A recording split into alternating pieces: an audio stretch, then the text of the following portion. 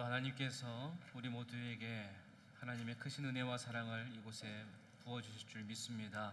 말씀을 통해서 얻는 지혜와 또 은혜를 가지고 이 한 주간도 말씀 안에서 승리하시는 여러분들의 삶이 되시기를 주님의 이름으로 간절히 축복합니다. 이전에 미국에요 어떤 한 야구 선수가 있었습니다. 어릴 적부터 정말 촉망받던, 그 타고난 재능으로 촉망받던 한 야구 선수가 있었는데요. 어린 시절부터 그렇게 기대를 한 몸에 받으면서 야구 선수의 길을 열심히 걸어가고 있었습니다. 고등학교 2학년이 되었을 때 이제 훈련을 하고 있는데, 훈련 도중에요 야구 방망이가 날라와서 그 야구 선수 얼굴을 탁 강타해 버린 거예요. 그래서 그 선수 얼굴 뼈가요 30조각으로 부서졌습니다. 그 사고가 정말 이 야구의 인생을 걸고 살았던 이 사람에게 그 사고가 어떻게 보면은 사망 선고와도 같은 거죠. 수술을 하고 재활을 하고 회복을 하고 끊임없이 노력을 해갔어요. 그러면서 타고난 재능이 있었고 또 이전부터 계속해서 촉망받던 그 재능이 있었던 선수였기 때문에 정말 열심히 노력해서요 결국에는 어떻게 됐냐면 정말 턱걸이로, 선수 명단 제일 끄트머리 정말 턱걸이로 그 이름을 올리면서 고등학교 졸업을 하고 대학교 야구팀에 들어가게 됐어요. 그러면서 그때 이 선수가 한 가지 작정한 게 있습니다. 뭐냐면 대학교를 들어가면서 그의 인생을 한번 정리정돈을 해보는 거예요. 그러면서 작은 생활 습관을 이제 실천하기로 시작하는 거예요. 예를 들면 이런 겁니다. 이제 대학교에 들어갔으니까 기숙사 생활을 하는 거예요. 기숙사 생활을 하다 보면 이제 여러 가지 모습을 보게 되잖아요. 훈련 끝나고 들어와서 이제 개인 시간을 가지면서 여러 가지 모습을 보는데, 이제 동료들을 보니까 밤늦게까지 게임하고 놀고 그렇게 시간을 보내는 거예요. 근데 이 선수는 이런 실천을 하는 겁니다. 매일 밤 일찍 잠자리에 드는 수면 습관을 이제 들이는 거예요. 그리고 남자들만 쓰는 기숙사니까 이게 깨끗하겠어요? 지저분하죠. 정리정돈이 안 되는 거예요. 그는 이걸 또 실천하는 거예요. 매일마다 방을 깨끗이 치우고 깔끔하게 정리하는 습관을 시작하는 겁니다. 매일매일 반복하다 보니까 이제 매일마다 이제 일찍 잠자리에 들면은 또 어떻게 해요? 새벽에 일찍 일어나는 습관이 길러지게 되는 거예요. 또 그리고 매일마다 방을 청소하니까 방을 깨끗하게 치우는 습관이 이제 자리 잡히게 되었어요. 그런데 이런 습관이 별건 아닌 것처럼 보였지만, 이런 습관이 그에게 가져다준 대가가 무엇이었느냐? 이제 대학교 1학년을 마치면서요 쭉 보니까 대학교 1학년을 보내면서 가졌던 모든 과목에 최고 점수를 받았대요. 그래서 매 학기 시작할 때마다 사소한 습관들을 하나둘 이제 늘려가는 거예요. 그러면서 천천히 변화가 일어나는 거예요. 변화가 천천히 일어났지만 그 결과는요 아주 놀라웠습니다. 대학교를 마칠 때 그 모습을 보니까 결국에는요 대학교 최고의 남자 선수로 선정이 되었어요. 그리고 미국 전체 대학 대표 선수로 지명이 되었어요. 그리고 8개 분야에서 최우수 성적을 받고 최우수 졸업생으로 대학을 마쳤대요. 그는 이것을 경험으로 해서요 아주 작은 사소한 습관에 대해서 그러한 경험을 일주일에 두 번씩 이제 인터넷을 통해서 자신의 개인 블로그에 글을 이제 올리면서 사람들과 공유하기 시작했습니다. 그게 2012년 11월의 일인데 2016년에 이르러서는 한 해에만 800만 명의 독자들이 그 사람의 글을 읽고 공유했대요. 여기에 힘입어서 2017년에는 습관 아카데미를 설립했대요. 그리고 이후에도 계속해서 꾸준하게 수많은 사람들이 그의 글을 공유했고, 이 경험을 토대로 해서 기록한 책이 뭐냐? 아주 작은 습관의 힘이라는 책입니다. 이 사람이요 이렇게 강조합니다. 아주 작은 것 하나를 바꿨을 뿐인데 삶 전체가 변했습니다. 매일 1%씩 달라졌을 뿐인데 삶 전체가 변했습니다. 100번만 반복하면 그게 당신의 습관이 되고 무기가 됩니다. 이렇게 강조했어요. 여러분, 우리에게도 습관이 있습니다. 특별히 우리가 신앙의 길을 걷고 있잖아요. 믿음의 길을 걷고 있는데 특별히 우리에게는 신앙의 습관이 있습니다.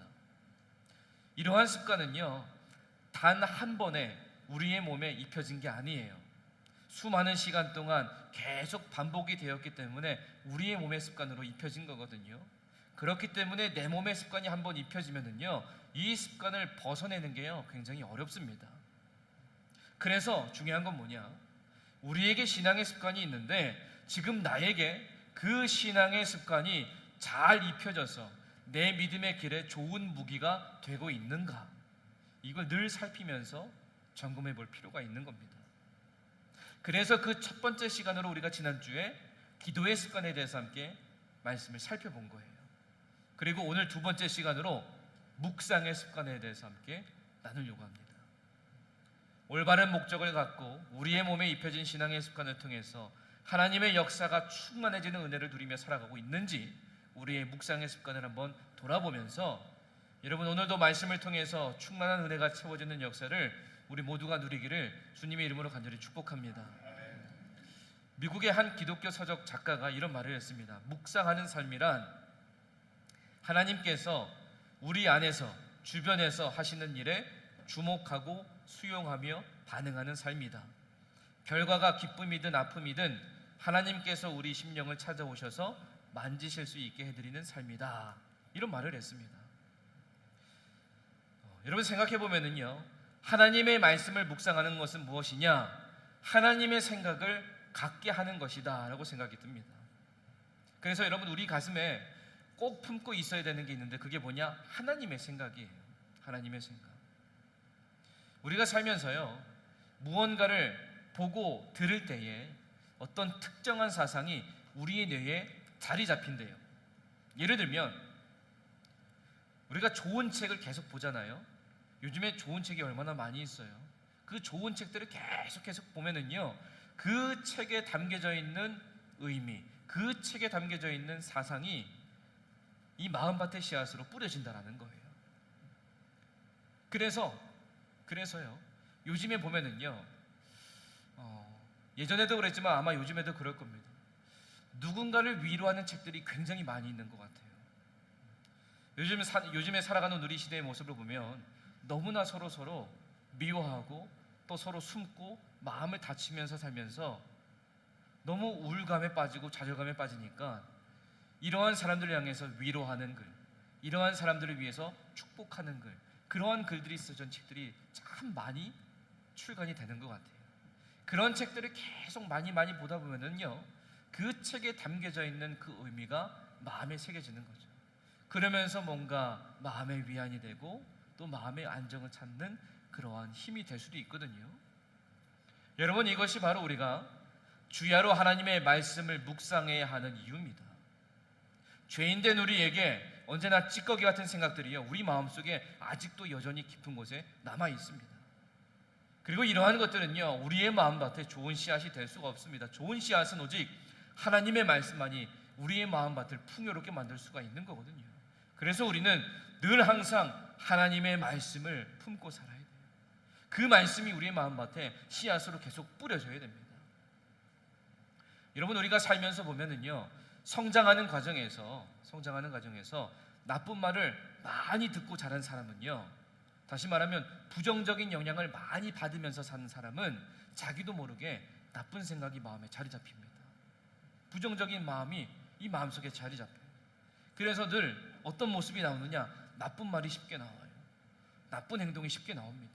부정적인 생각이 그 삶을, 그 마음을 지배하기 때문에 늘 부정적인 말을 하게 돼요. 그러다 보니까 행동도 굉장히 거칠어집니다. 반면에 하나님의 생각으로 가득 채워지는 시간을 갖고 그렇게 성장한 사람은요, 그 마음에 무엇을 얻을 수 있느냐? 자유함을 얻게 됩니다. 그리고 하나님이 주시는 평안과 안정, 그리고 평화가 충만한 삶을 살아가게 돼요. 그래서 그런 마음으로 살기 때문에요, 언제나 남을 이해할 수 있는 거예요. 언제나 남을 용서할 수 있고요, 언제나 남을 사랑할 수 있는 겁니다. 그러한 삶을 살게 되고요, 그리고 그 삶이 얼마나 값진 것인지를 알기 때문에 계속해서 이 말씀을 통해서, 묵상을 통해서 하나님의 생각을 가지려고 노력하는 거예요. 그래서 여러분, 묵상은요, 철저하게 하나님이 중심이 되는 거예요. 성경에 계시된 하나님과 관련된 모든 것들, 하나님의 사역, 하나님의 가르침, 또 목적, 약속, 이 모든 것들을 우리의 삶에서 반추하는 것이 뭐냐? 바로 묵상입니다. 그래서 하나님의 말씀을 보고, 하나님의 말씀을 생각하고, 하나님의 말씀을 해석하고, 그래서 하나님의 말씀을 우리의 삶 가운데 적용하는 것, 그것이 바로 묵상이에요. 여러분, 지금까지 여러분들 묵상의 습관을 가지고 계시잖아요. 이전에 묵상했었던 모습들을 한번 떠올려 보세요. 그 묵상을 통해서 내 마음속에 하나님이 주시는 평안의 위로가 넘쳐났을 때 얼마나 많이 있습니까? 예를 들어서 시편 23편의 말씀을 묵상한다고 생각해 보세요. 그 묵상을 할 때 우리 마음 가운데 어떤 평안이 있느냐?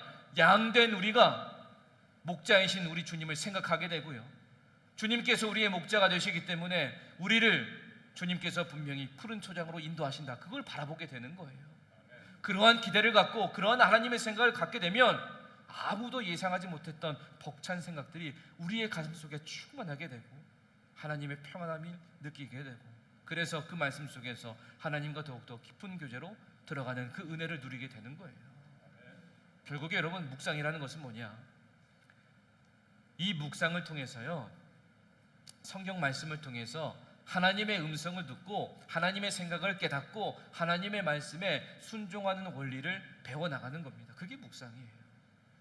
여러분, 여기에는요, 어떤 방법이나 어떤 좋은 비결, 그런 게 있는 게 아닙니다. 다만 우리의 삶의 목자이시고 우리의 삶의 주인이시고 온 우주의 창조주이신 하나님께서 우리와 친밀히 교제하기를 원하신다, 그 사실을 알고 하나님의 말씀을 진지하게 묵상하면서 우리가 할 일은 그저 하나님께 나가는 것만 하면 되는 거예요. 그 가운데에서 말씀을 통해서 하나님의 생각을 갖고, 그러면서 하나님이 어떠한 분이신지 우리가 더욱더 알아가는 겁니다. 그래서 다시 말하면 하나님의 생각을 아는 것은요, 하나님을 아는 거예요. 결국에는요, 누가 하나님을 더 많이 아느냐가 신앙의, 그리고 인생의 승패를 좌우하게 됩니다. 우리가 성경의 인물을 보면 알 수 있습니다. 뭐 요셉도 그렇고요, 다니엘도 그렇고 바울도 그렇고, 이러한 위대한 인물들을 보면은요, 하나님을 아는 것으로부터 그 담대함과 끊임없이 그의 삶 속에서 솟아나는 새 힘을 가지고 하나님의 일을 행하면서 살았잖아요. 하나님을 아는 것, 하나님의 말씀을 통해서 하나님의 생각을 내가 갖는 것. 네, 여러분, 우리가 하나님의 아는 게요, 쉬운 일이 아닙니다. 우리가 가진 생각, 우리가 가진 지식, 우리가 가진 지혜로 통하여서 하나님을 아는 건 우리가 참 불가능해요. 하나님 얼마나 위대하십니까? 하나님 얼마나 광대하세요. 비록 하나님께서 우리를 하나님의 형상대로 지으셨지만, 그래서 우리 안에 내재된 하나님의 형상을 통해서 하나님이 누구이신지 짐작은 할 수 있겠지만, 하나님을 보다 확실하게 알기 위해서 우리가 어디에 집중해야 되느냐? 여러분이 말씀에 집중하면 돼요. 여러분, 아무도 하나님 볼 수 없습니다. 아무도 하나님 볼 수 없어요. 그러나 성령의 감동으로 기록된 이 성경을 통해서 우리는 하나님을 알 수가 있는 거예요. 그래서 우리가 하나님의 말씀을 묵상하고 이 말씀을 통해서 귀를 기울이면서 살아야 되고, 그렇게 살아갈 때 하나님은 우리에게 마음을 여시고 더 깊은 진리의 세계를 우리에게 보여주시는 거예요. 그 진리의 세계 가운데에서 하나님이 어떠한 분인지 우리가 더욱더 깨닫게 되고, 하나님의 마음을 우리 마음속에 더욱더 품게 되고, 여러분, 우리 모두 하나님의 생각을 더욱더 깊이 깨닫기 위해서 날마다 하나님의 말씀을 더욱더 가까이 하면서 살아가시기를 간절히 소망합니다. 그래서 깨달은 하나님의 그 생각을 우리 마음밭에 씨앗으로 뿌려서 우리의 삶과 신앙생활의 전체에 하나님의 마음으로 충만하여서 날마다 하나님을 더욱더 깊이 알아가는 우리의 묵상의 습관이 우리 몸에 입혀지기를 주님의 이름으로 간절히 축복합니다. 또 한 가지 우리가 기억할 것은 무엇이냐면요, 하나님의 축복은 말씀을 통해서 흘러 들어오게 되어 있다라는 사실이에요. 오늘 본문의 말씀을 다시 읽어보면 복 있는 사람은 악인들의 꾀를 따르지 아니하며 죄인들의 길에 서지 아니하며 오만한 자들의 자리에 앉지 아니하고 오직 여호와의 율법을 즐거워하여 그의 율법을 주야로 묵상하는도다. 이렇게 기록합니다.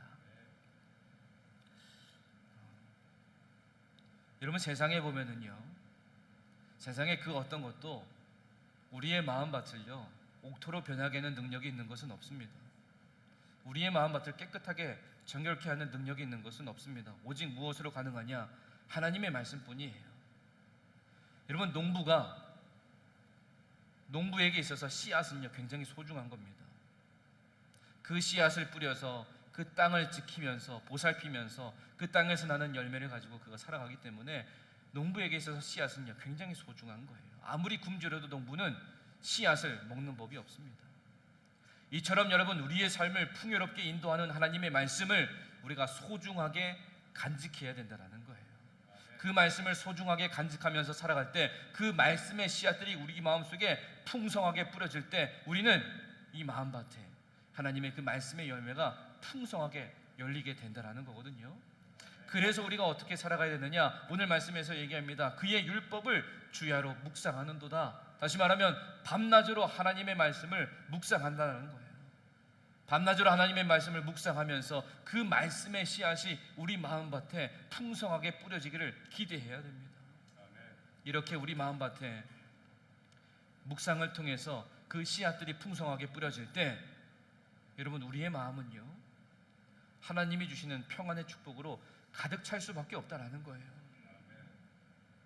여러분, 마음의 상처를 입었을 때, 마음이 복잡할 때, 그 안에 하나님의 말씀이 전해지면은요 안식을 찾을 수 있고요 평안을 소유하게 되는 것을 우리가 경험하게 되잖아요. 여러분, 생각해 보세요. 염려와 두려움과 초조함 속에서 늘 매일마다 좌절하고 우울감에 깊이 빠져 있는 사람에게요 그 어떤 말을 던져도 위로가 안 됩니다. 누가 어떤 말을 던져도요 귀에 들어오지 않습니다. 이 마음에 들어오지 않아요. 우리가 그런 상황에 처했다고 생각해 보세요. 누군가 찾아와서 위로합니다. 전혀 안 들립니다. 그럴 때 여러분, 우리가 이 말씀을 묵상해 보는 거예요. 이사야 41장 10절 말씀, 두려워하지 말라, 내가 너와 함께 함이라. 놀라지 말라, 나는 내 하나님이 됨이라. 내가 너를 굳세게 하리라. 참으로 너를 도와주리라. 참으로 나의 의로운 오른손으로 너를 붙들리라. 이 말씀을 묵상하면은요 내 마음에 염려와 초조함으로 가득 차서 내가 좌절감에 빠져있고 우울감에 빠져있을지라도 하나님 말씀하십니다. 약속하세요. 두려워하지 말라, 놀라지 말라, 내가 너와 함께 하겠다, 내가 너를 굳세게 하겠다. 이 말씀을 묵상하면서 하나님의 생각을 깨달았을 때, 그 생각을 내 마음속에 가질 때, 하나님, 이런 분이구나 더 알아갈 때, 여러분, 우리가 얼마나 놀라운 힘을 우리가 발견할 수 있겠습니까? 그 힘을 가지고 우리가 회복을 할 수 있는 거 아니에요. 그 말씀이 우리가 가야 할 목적지를 정해주고 어두운 길을 갈 때면 우리에게 빛을 비추어 주는 거예요. 그래서 우리로 하여금 바른 길을 가도록 안내해주는 역할을 하는 게 바로 이 묵상, 하나님의 말씀을 통해서 우리가 할 수 있는 거예요. 만약에 운전자나 보행자가요 신호를 지키지 않고 갑니다. 그러면 무슨 일이 일어나죠? 사고가 일어납니다.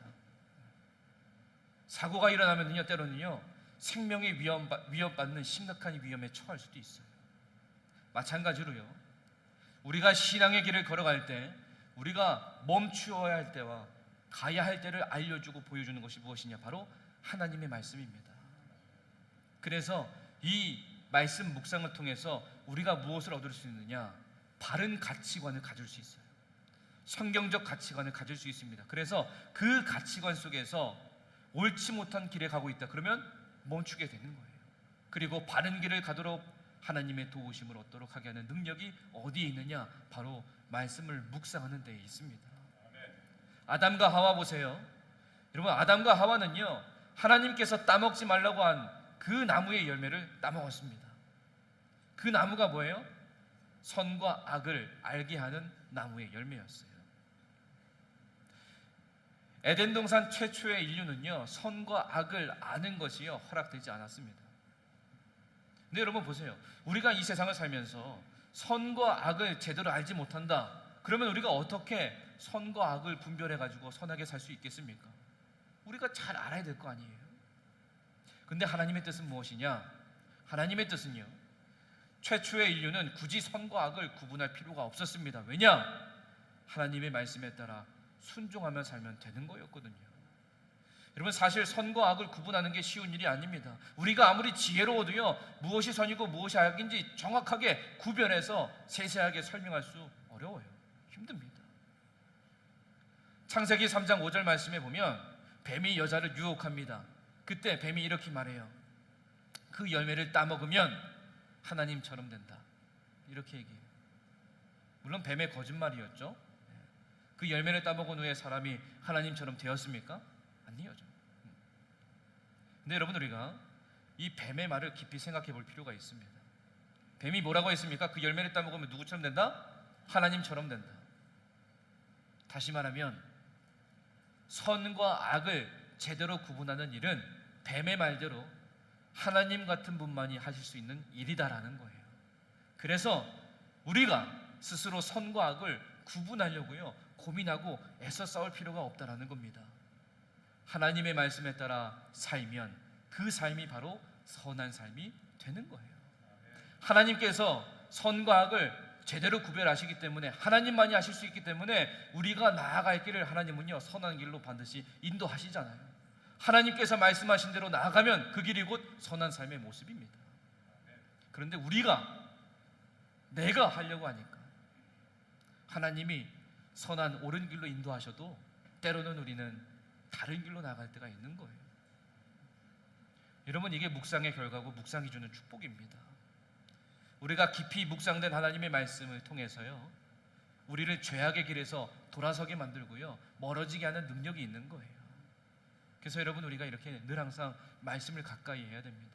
말씀을 통해서 하나님께서 우리가 나아갈 길을 알려주시기 때문에 여러분, 이 묵상의 축복을 기억하면서 하나님의 말씀에 따라서 우리가 나아갈 길을 잃지 않고 날마다 승리의 길, 생명의 길을 걸어가는 우리 모두가 되기를 주님의 이름으로 간절히 축복합니다. 이러한 묵상의 습관을 통해서요, 오늘 말씀에서 말하는 것처럼 악인들의 꾀를 따르지 않고 죄인들의 길에서 서지 않고 오만한 자들의 자리에 앉지 아니할 지혜를 얻을 수 있는데, 그 지혜를 어떻게 얻느냐? 바로 하나님께서 들려주시는 한 말씀입니다. 여러분, 하나님이 들려주시는 한 말씀, 딱 한 말씀. 그런데요, 그 딱 한 말씀이요, 우리 가슴에서요 일생 동안 지워지지 않을 수 있어요. 하나님이 우리에게 들려주시는 그 한 말씀이 한 사람의 일생을 살아가는데 버팀목이 될 수가 있습니다.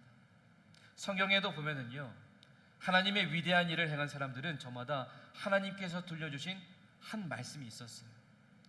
창세기 12장 2절 3절 말씀에 보면 내가 너로 큰 민족을 이루고 내게 복을 주어 내 이름을 창대하게 하리니 너는 복이 될지라. 너를 축복하는 자에게는 내가 복을 내리고 너를 저주하는 자에게는 내가 저주하리니 땅의 모든 족속이 너로 말미암아 복을 얻을 것이라. 이렇게 말씀하셨어요.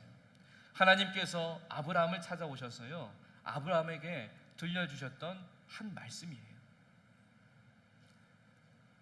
창세기 12장의 말씀에 보면 아브라함은 하나님께 받은 이 한 말씀을 듣고 어떻게 하느냐? 그 말씀을 따라갔습니다. 그 말씀을 따라간 결과 어떻게 되었어요? 우리가 잘 알고 있는 것처럼 하나님께서 주신 이 한 말씀이 그의 삶의 축복의 약속으로 이루어졌습니다.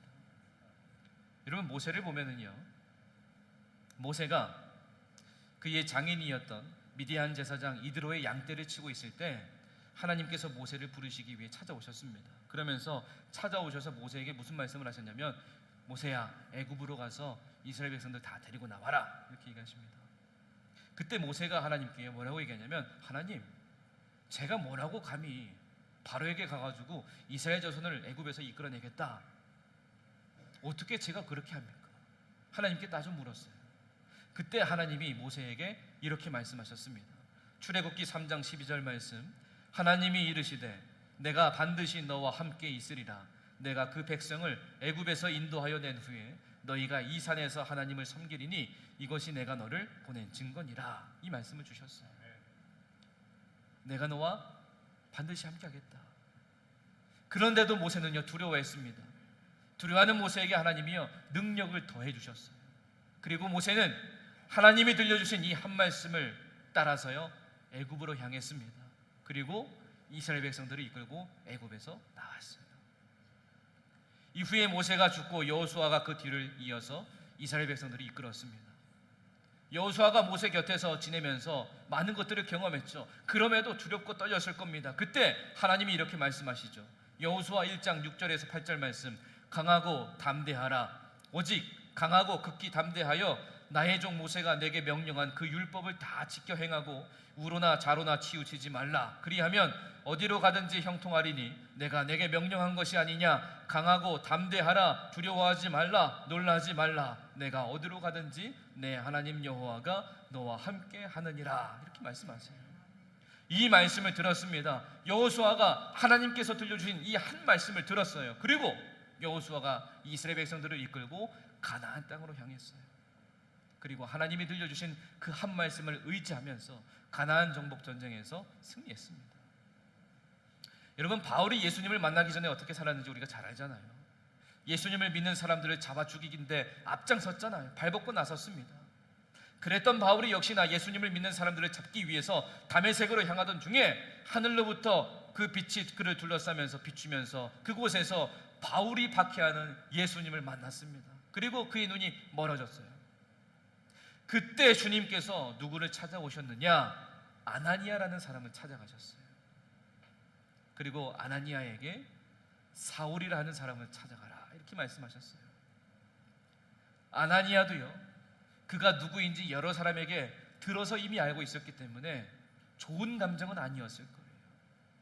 그러한 아나니아에게 주님이 이렇게 말씀하십니다. 사도행전 9장 15절 말씀, 주께서 이르시되 가라, 이 사람은 내 이름을 이방인과 임금들과 이스라엘 자손들에게 전하기 위하여 택한 나의 그릇이라 이렇게 말씀하세요. 아나니아는 주님께서 들려주신 이 한 말씀을 듣고 사울을 찾아가서 그에게 안수하여 그의 눈이 다시 보게 되는 은혜를 누리게 했습니다. 여러분, 성경에 보면은요 이러한 역사가 참 넘쳐납니다. 이것을 통해서 우리에게 주신 말씀이 무엇이냐? 이들의 삶의 모습을 보면 다른 게 아닙니다. 그저 하나님이 들려주시는 한 말씀을 들었어요. 그러나 그 한 말씀이 그들의 삶의 길을 결정하게 되었고 바른 길로 나아갈 수 있는 삶의 기준이 되었습니다.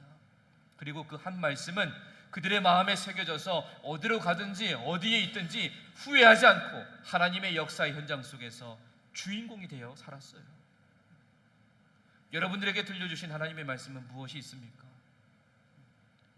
여러분, 그 한 말씀이 있었기 때문에 우리가 세상의 것을 다 포기하고 오직 하나님의 것을 바라면서 지금 우리가 살고 있잖아요.